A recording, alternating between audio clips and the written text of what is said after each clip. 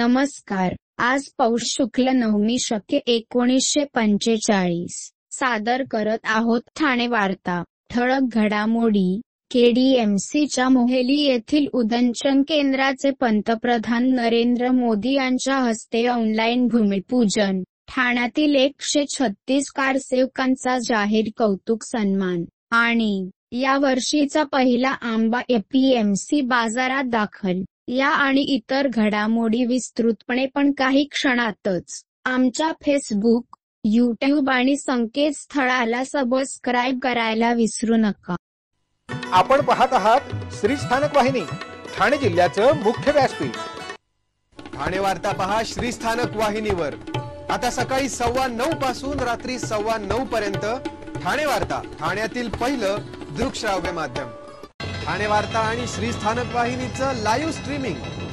ठाणेवार्ता.com वरील live स्ट्रीमवर click करा आणि अगदी मोबाईलवरही ठाणे वार्ता श्री स्थानक वाहिनीचा आनंद लुटा. यासाठी आमचं ॲप डाउनलोड करा. ठाणे वार्ता पहा श्री स्थानक वाहिनीवर. आता सकाळी 9:15 पासून रात्री 9:15 पर्यंत ठाणे वार्ता, ठाण्यातील पहिलं दृकश्राव्य माध्यम. आपण पाहत आहात श्री स्थानक वाहिनी, ठाणे जिल्ह्याचं मुख्य व्यासपीठ. केडीएमसीच्या मोहेली येथील उदंचन केंद्राचे पंतप्रधान नरेंद्र मोदी यांच्या हस्ते ऑनलाईन भूमिपूजन झाले. केंद्र शासन, राज्य शासन आणि कल्याण डोंबिवली महानगरपालिका यांच्या संयुक्त विद्यमाने अमृत 2.0 योजनेअंतर्गत मोहिली येथे 275 लिमिटेड क्षमतेच्या पाणी पुरवठा प्रकल्पाच्या उदंचन केंद्राचे भूमिपूजन पंतप्रधान नरेंद्र मोदी यांच्या हस्ते ऑनलाईन प्रणालीने संपन्न झाले. केडीएमसी कडून आचार्य अत्रे रंगमंदिर येथे या सोहळ्याचे आयोजन करण्यात आले होते. या सोहळ्याला भाजप आमदार गणपत गायकवाड यांच्यासह महापालिकेचे अधिकारी उपस्थित होते. या प्रकल्पामुळे शहरातील सुमारे 22 लाख नागरिकांना आणि भविष्यात सन 2055 पर्यंत वाढणा या लोकसंख्येला सुरळीत पाणी पुरवठा होणार आहे.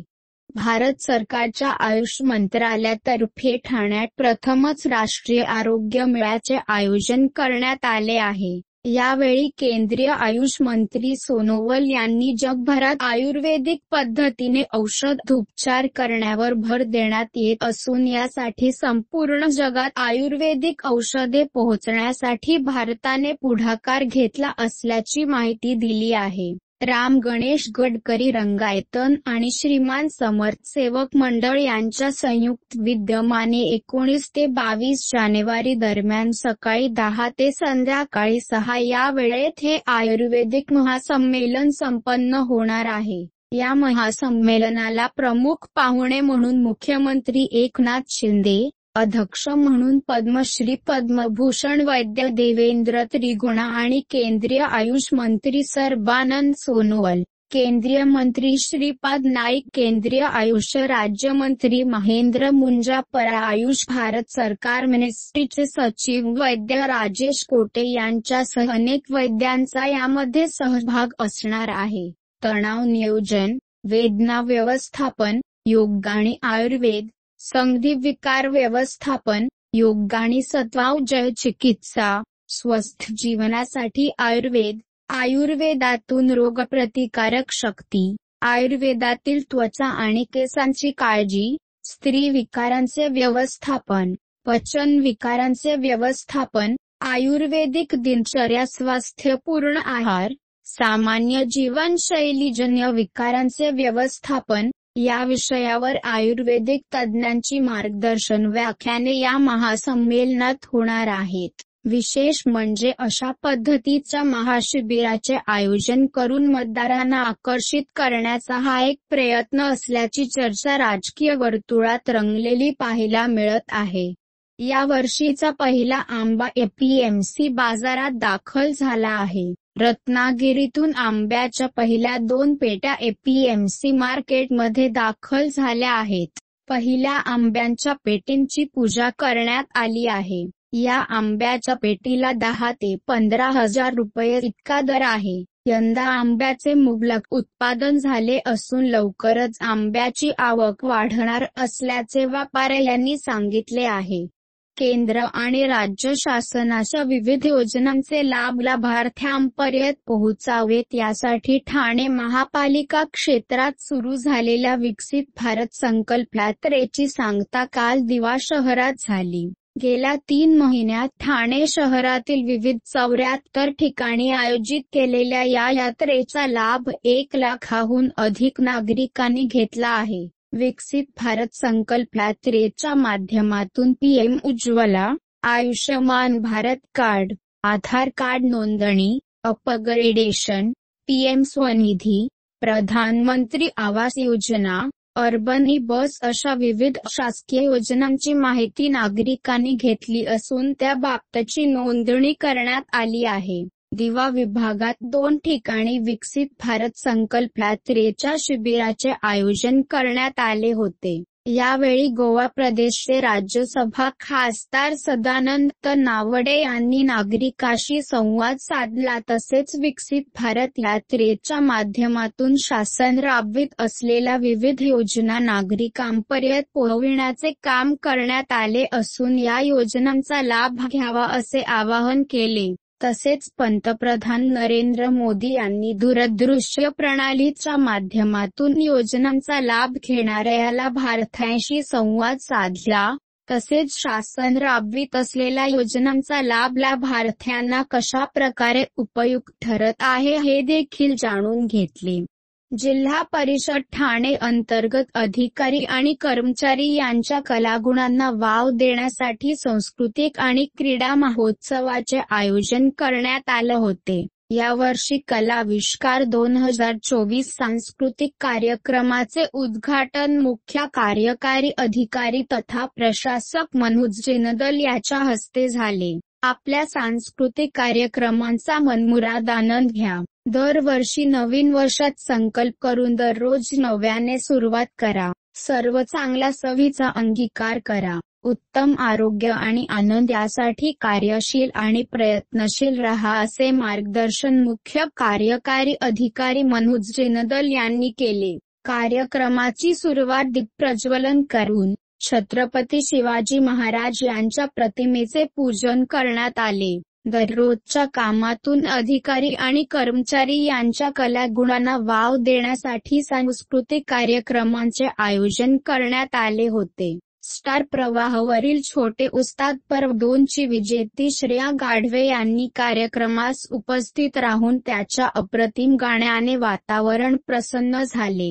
या कलाविष्कार 2024 कार्यक्रमांत गायन, नृत्य, फॅन्सी ड्रेस, एकपात्री नाटक, सामूहिक नाटक, वेशभूषा इत्यादी कलागुण यांचे अधिकारी आणि कर्मचारी याच्याकडून सादरीकरण करण्यात आले. क्रीडा महोत्सवात विविध खेळांचे आयोजन करण्यात आले होते. कबड्डी, लंगडी, रस्सीखेच, क्रिकेट हे खेळ सांघिक पद्धतीने खेळले. वैयक्तिक खेळांमध्ये महिला आणि पुरुषांसाठी 100 मीटर धावणे, लांब उडी, गोळाफेक, 3 पायांची शर्यत तर 50 वर्षावरील महिला आणि पुरुष कर्मचाऱ्यांसाठी 50 मीटर धावणे, जलद चालणे, 3 पायांची शर्यत अशा स्पर्धा घेण्यात आल्या. इनडोअर गेममध्ये कॅरम आणि बुद्धिबळ हे 2 खेळ ठेवण्यात आले होते. क्रीडा स्पर्धेचे सर्वोत्कृष्ट संघाचे पारितोषिक पंचायत समिती शहापूर यांनी पटकावले. वाहतुकीच्या मार्गातील बदलामुळे कल्याणमधील संतप्त रिक्षा चालकांनी आंदोलन केले. कल्याण स्टेशन परिसरात स्मार्ट सिटीचे काम सुरू आहे. यामुळे प्रचंड वाहतूक कोंडी होत आहे. ही वाहतूक कोंडी टाळण्यासाठी वाहतूक पोलिसांनी वाहतुकीच्या मार्गात बदल केला असून काही रस्ते नो एंट्री तर काही रस्ते वन वे केले आहेत. यामुळे स्टेशन परिसरातील अनधिकृत रिक्षा स्टँड बंद करण्यात आले आहेत. या कारवाईमुळे रिक्षा चालक संतप्त झाले असून आम्ही व्यवसाय करायचा कसा असा सवाल उपस्थित केला आहे. या रिक्षा चालकांनी काल स्टेशन परिसरात आंदोलन केले. ठाणे जिल्ह्याचे माजी जिल्हा माहिती अधिकारी महापालिकेचे जनसंपर्क अधिकारी तसेच उपायुक्त श्रीकांत मिसाळ यांचे वृद्धापकाळाने निधन झाले. बाळकृष्ण तथा श्रीकांत मिसाळ हे मूळचे कोल्हापूर निपाणी जवळचे. माहिती खात्यात जिल्हा माहिती अधिकारी आल्यानंतर त्यांनी आपली सेवावर करून ठाणे महापालिकेत जनसंपर्क अधिकारी म्हणून आपली कारकीर्द जबरदस्त गाजवली. नगरसेवकांच्या बरोबरीने कार्य करणारे अतिशय गंभीर, प्रचंड बुद्धिजीवी मिसाळ नंतर उपायुक्त देखील झाले. जनसंपर्क विभागातून महानगरपालिकांमध्ये सेवावर करून घेण्याची पद्धत त्यांच्यापासूनच सुरू झाली. जुन्या ठाण्याचा अचूक अंदाज असलेले मिसाळ एक चालती बोलती संस्था होते. राज्यातल्या अनेक मान्यवरांशी आणि बुद्धिजीवीशी त्याचा जवळचा घरोबा होता. प्रचंड शिस्त आणि गंभीर स्वभाव यामुळेच त्याचा प्रशासनात दबदबा असायचा. तत्कालीन प्रशासक श्रीनिवास सोनी यांच्यासोबत महापालिका स्थापन होत असताना त्यांनी भरीव कार्य केले, तर सेवेचा समारोप चंद्रशेखर सारख्या धडाकेबाज अधिकाऱ्यांबरोबर काम करून केला. लता मंगेशकर, इंदिरा गांधी यांच्या सोबतही मिसाळ यांनी काम केलं. कोरोनाच्या पहिल्याच लाटेत त्यांचे पुत्र ज्येष्ठ पत्रकार राजवर्धन मिसाळ आणि पत्नी यांचे 1 दिवसाच्या फरकाने निधन झाले. खरं तर ते हा धक्का पचवू शकले नव्हते, मात्र तरीही नेटाने उभे राहून त्यांनी अनेक गोष्टी मार्गी लावल्या. त्यांच्या पश्चात एक मुलगा, सुना, नातवंडे असा परिवार आहे. ठाणेकर मालमत्ता करदात्यांसाठी करातील व्याज माफी अभय योजना 31 डिसेंबर 2023 पर्यंत मालमत्ता करावरील 100% व्याज माफ. तसेच 1 जानेवारी ते 15 जानेवारी 2024 या कालावधीमध्ये मालमत्ता करावरील 75% व्याज माफ. त्याचप्रमाणे 16 जानेवारी ते 31 जानेवारी 2024 या कालावधीमध्ये मालमत्ता करावरील 50% व्याज माफ. तरी सदर व्याज माफीच्या अभय योजनेचा ठाणेकर करदात्यांनी लाभ घ्यावा. महानगरपालिकेच्या कोणत्याही संकलन केंद्रावर कर भरण्याची सोय आहे. एटीएम, डेबिट, क्रेडिट कार्डद्वारे कर भरण्याची सुविधा उपलब्ध करून देण्यात आली आहे. सोमवार ते शनिवार या दरम्यान सकाळी 10:30 ते सायंकाळी 5 वाजेपर्यंत संकलन केंद्राची वेळ असून करदात्यांच्या सोयीसाठी रविवारी संकलन केंद्र सकाळी 10:30 ते दुपारी 1:30 वाजेपर्यंत सुरू ठेवण्यात येत आहे. यासोबतच ठाणे महानगरपालिकेच्या propertytax.thanecity.gov.in या संकेतस्थळावर ऑनलाईन पद्धतीने मालमत्ता कर भरण्याची सुविधा उपलब्ध करून देण्यात आली आहे. तसेच गुगल पे, फोन पे, पेटीएम आणि भीम ॲपद्वारे आपला कर सुलभतेने जमा करू शकता. ठाणे महापालिका क्षेत्रातील सर्व करदात्यांना विनंती आहे की आपण या व्याजमाफी अभय योजनेचा जरूर लाभ घ्या आणि आपला मालमत्ता कर लवकरात लवकर महापालिकेमध्ये जमा करून महापालिकेस सहकार्य करा. धन्यवाद. उच्च न्यायालयाच्या आदेशानुसार ठाणे महापालिका क्षेत्रातील घरगुती वापराच्या पाणी पुरवठ्याबाबतच्या तक्रारीचे निराकरण करण्यासंबंधी समिती गठन करण्यात आली आहे. या समितीची बैठक 24 जानेवारीला ठाणे महापालिका भवन येथे आयोजित करण्यात आली आहे. नागरिकांना आवाहन करण्यात येते की फक्त घरगुती कमी पाणी पुरवठ्याबाबत तक्रारी असल्यास त्यांनी त्यांचे लेखी सविस्तर प्रश्न घेऊन समितीच्या बैठकीसमोर उपस्थित राहावे. तक्रारीमध्ये घरगुती पाणी वापराच्या तक्रारींबाबतच माहिती सादर करण्यात यावी. इमारतीकरिता नळ संयोजनावर स्मार्ट मीटर बसविण्यात आले आहेत किंवा नाही. इमारतीमधील एकूण सदनिका, मीटर नोंदीनुसार प्रतिदिन होणारा पाणी पुरवठा याची माहिती असावी. इमारतीमधील अस्तित्वातील नळ संयोजनावर आकार, एकूण नळ संयोजनांची संख्या नमूद करावी. तसेच संकुलास कूपनलिका आहे अथवा नाही, कूपनलिका सुरू आहे अथवा नाही अशी सविस्तर माहिती अर्जात केलेली असावी असे महापालिकेतर्फे कळविण्यात आले आहे. अयोध्येतील प्राणप्रतिष्ठापनानिमित्त ठाण्यातील प्राचीन विठ्ठल मंदिरांमध्येही विविध कार्यक्रमांचे आयोजन करण्यात आले आहे. ठाण्याच्या बाजारपेठेतील हे विठ्ठल मंदिर 205 वर्ष जुने असून या मंदिरात आजपासून 5 दिवस विविध धार्मिक अनुष्ठाने तसेच कार्यक्रम होत असल्याचे मंदिराचे विश्वस्त यतीन पंडित यांनी सांगितले. सन 1817-18 मध्ये पंडिताच्या पूर्वजांनी हे विठ्ठल मंदिर उभारले. या विठ्ठल मंदिरात शुद्धी झाली. अन्नपूर्णा याग आणि विष्णू याग 2 याग होणार आहे. तर 22 जानेवारी रोजी प्राणप्रतिष्ठेदिनी अन्नदान होणार आहे. या सोहळ्यासाठी साधारण 18 ते 20 पुरोहित महाराष्ट्र आणि कर्नाटकातून आले आहेत, अशी माहिती यतीन पंडित यांनी दिली. प्राणप्रतिष्ठेदिनी अनेक भाविक अयोध्येला प्रत्यक्ष जाऊ शकणार नाहीत. म्हणून मुख्यमंत्री एकनाथ शिंदे यांच्या सौजन्याने आजपासून मंदिरात 5 दिवस विविध उपक्रमांसह अन्नपूर्णा याग देखील होणार असून 22 जानेवारी रोजी रामनामाचा जागर होणार असल्याचे पुरोहित जोशी यांनी सांगितले. राजापूर येथील आमदार राजन साळवी यांनी उत्पन्नापेक्षा अधिक अपसंपदा जमवल्याप्रकरणी ठाणे लाचलुचपत विभागाकडून कारवाई करण्यात येत आहे.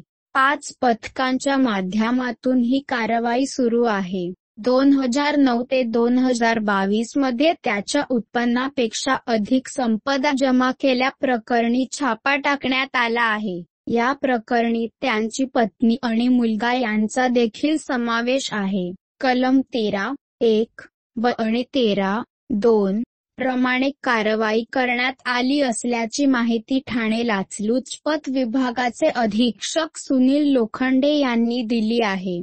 श्रीराम मंदिर लोकार्पण सोहळ्यानिमित्त प्रशांत कॉर्नरतर्फे ठराविक मिठाईमध्ये 40% सूट देण्यात येणार आहे. 22 जानेवारी रोजी अयोध्या येथे श्रीराम मंदिरात श्रीराम मूर्तीची प्राणप्रतिष्ठापना होणार आहे. या सोहळ्यानिमित्त प्रशांत कॉर्नरच्या सर्व शाखांमध्ये श्रीरामाचे कटआउट लावण्यात येणार आहेत. तसेच लाडू, पेढा आणि काजू कतली अशा ठराविक मिठाईमध्ये 40% सूट देणार असल्याची माहिती प्रशांत कॉर्नरचे मालक प्रशांत सकपाळ यांनी दिली आहे.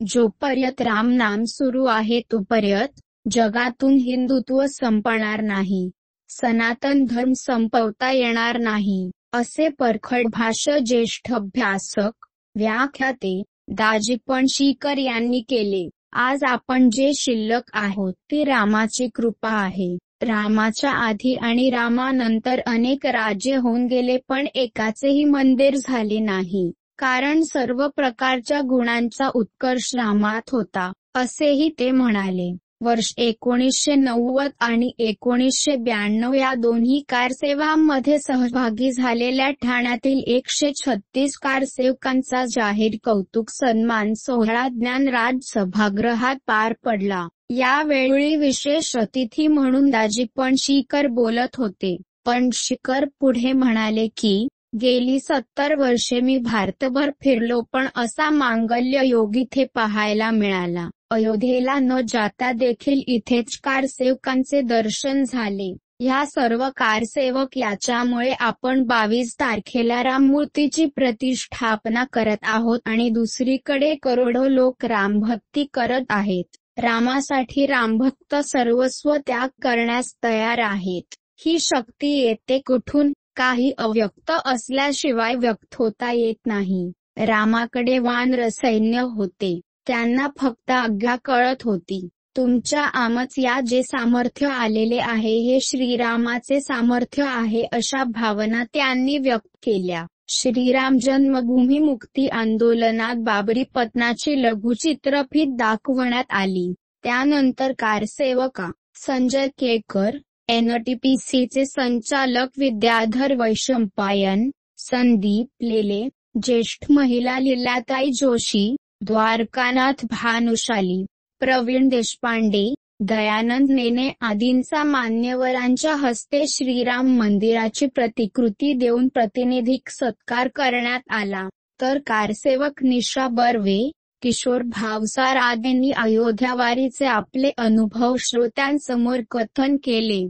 अयोध्येत प्रभू श्रीमान रामाच्या प्राणप्रतिष्ठा सोहळ्यात पंतप्रधान नरेंद्र मोदी यांच्यासह रामलल्लाची पूजा करण्याचा मान नवी मुंबईतील कांबळे दाम्पत्याला मिळाला आहे. विठ्ठल कांबळे आणि उज्ज्वला कांबळे अशी त्यांची नावे आहेत. देशभरातील 11 जोडप्यांना ही संधी मिळाली असून यामध्ये कांबळे दाम्पत्य देखील आहेत. विठ्ठल कांबळे हे कारसेवक होते.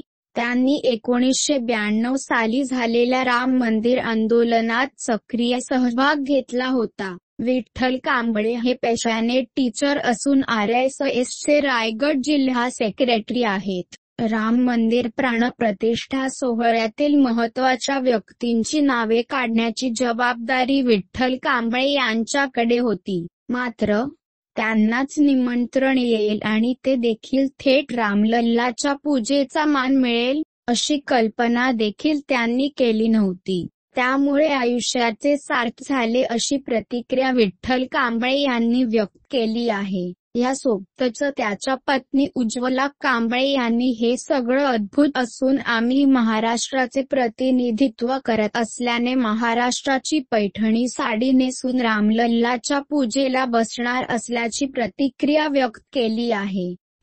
आपण पाहत आहात श्री स्थानक वाहिनी, ठाणे जिल्ह्याचं मुख्य व्यासपीठ. ठाणे वार्ता पहा श्री स्थानक वाहिनीवर. आता सकाळी 9:15 पासून रात्री 9:15 पर्यंत ठाणे वार्ता, ठाण्यातील पहिलं दृकश्राव्य माध्यम. ठाणे वार्ता आणि श्री स्थानक वाहिनीचं लाईव्ह स्ट्रीमिंग ठाणेवार्ता.com वरील लाईव्ह स्ट्रीमवर क्लिक करा आणि अगदी मोबाईलवरही ठाणे वार्ता श्री स्थानक वाहिनीचा आनंद लुटा. यासाठी आमचं ॲप डाउनलोड करा. ठाणे वार्ता पहा श्री स्थानक वाहिनीवर. आता सकाळी 9:15 पासून रात्री 9:15 पर्यंत ठाणे वार्ता, ठाण्यातील पहिलं दृकश्राव्य माध्यम. आपण पाहत आहात श्री स्थानक वाहिनी, ठाणे जिल्ह्याचं मुख्य व्यासपीठ. आपण आपले कार्यक्रम अथवा बातम्या आम्हाला ठाणेवार्ता@gmail.com या आमच्या ईमेलवर कळवू शकता. ठळक घडामोडी शेवटी पुन्हा एकदा. KDMCच्या मोहेली येथील उदंचन केंद्राचे पंतप्रधान नरेंद्र मोदी यांच्या हस्ते ऑनलाईन भूमिपूजन. ठाण्यातील 136 कारसेवकांचा जाहीर कौतुक सन्मान. आणि या वर्षीचा पहिला आंबा APMC बाजारात दाखल. या होत्या ठाणे वार्ता. आपली एखादी बातमी बघायची राहून गेल्यास आपण आमच्या ठाणेवार्ता.in या संकेतस्थळाला किंवा फेसबुक पेज तसंच YouTubeचे चॅनेलला अवश्य भेट द्या. मग पुन्हा भेटू पुढील बातमीपत्रात फक्त श्री स्थानक वाहिनीवर. धन्यवाद.